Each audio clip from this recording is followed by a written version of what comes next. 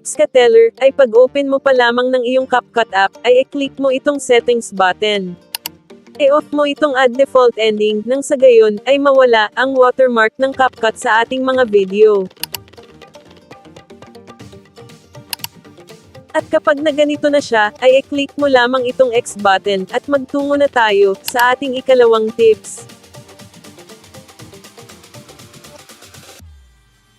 Para naman sa ating second tips, ay gawin nating high definition ang bawat i-edit nating video.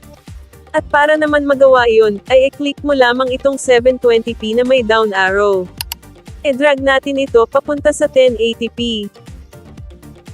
At itong nasa ibaba naman, ay ang frame rate. Ito, ang magdidikta sa mga smooth transitions. Maaari mo itong ilagay sa 30. Kung medyo maganda naman ang phone na gamit mo, ay maaari mo itong ilagay sa 60. Once na set na ang mga ito, ay maaari mo nang i-click ang back button, at magpatuloy na tayo sa ating ikatlong tips.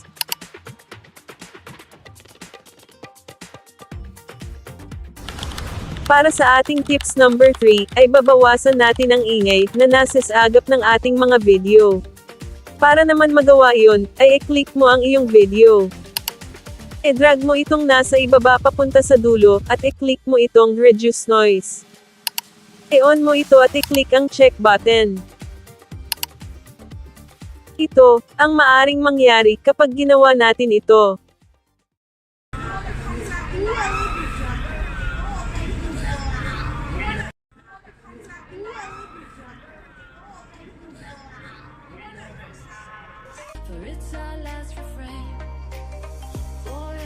Para naman gawin ang video effects, ay i-click lamang itong effects.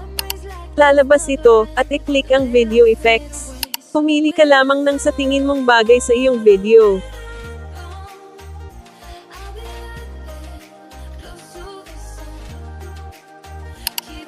At once nakapili ka na, ay i-click mo itong check button. Maaari mong i-drag ito papunta sa kung hanggang saan ang nais mong malagyan ng inilagay mong video effects. At once na sa tingin mong okay na, ay subukan nating i-play.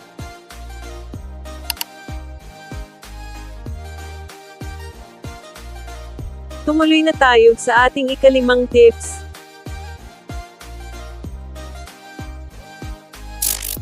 Para naman sa ating ikalimang tips, ay tuturuan ko kayo sa paggamit ng diamond button na ito. Ang tawag rito ay keyframe. Ganito yan gamitin. I-click mo lamang ang iyong video, at i-drag mo ito papunta sa kung saan mo gustong lagyan ng keyframe. Example na lang, ay dito. Maaari nating i-drag pang muli, at i-click natin muli, itong keyframe. Ang secret trick rito, ay palalakihin natin ang ating video or kung saan natin gustong i-focus ang camera. Depende sa iyong creativity. Once na focus mo na sa gusto mong location, ay i-drag nating muli ang ating video. I-click nating muli itong keyframe. Sa pagkakataon naman na ito, ay ibabalik natin sa dating size ang ating video. Once na sa tingin mong okay na, ay ganito ang maaaring mangyaring animation.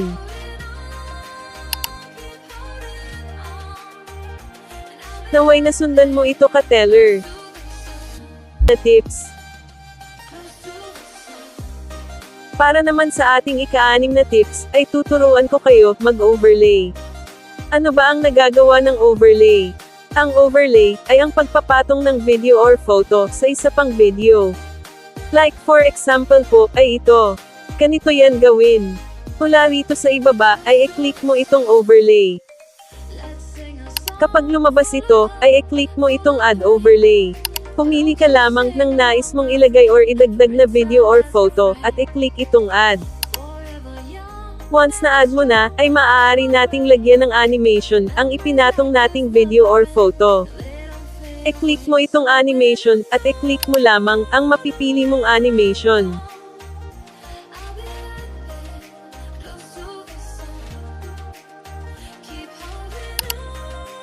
Maaaring mo ring pabagalin or pabilisin ang animation nito, depende sa iyong gusto.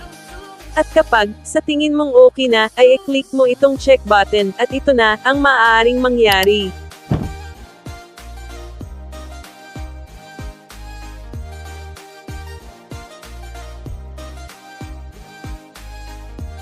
Para naman gawin ng multicolored text, ay i-click natin itong text. Kapag lumabas ito, ay i-click natin itong add text. At dito nga, ay ilalagay natin, ang gusto nating ilagay na mensahe.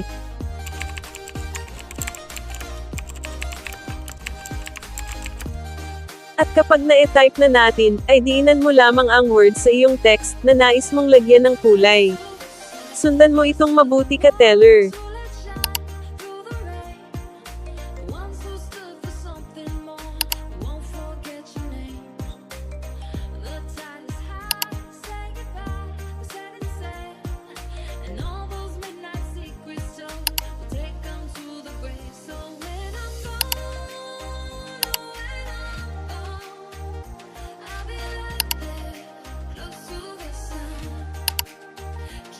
Once magkakaiba na ang kulay ng iyong text, ay maaari mong palitan ito ng font.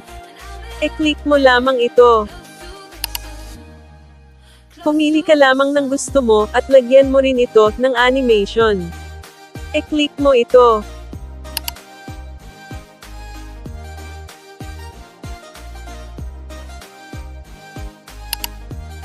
Once na sa tingin mong ayos na ang lahat, ay maaari mo nang i-click itong check button, at ganito ang maaaring mangyari.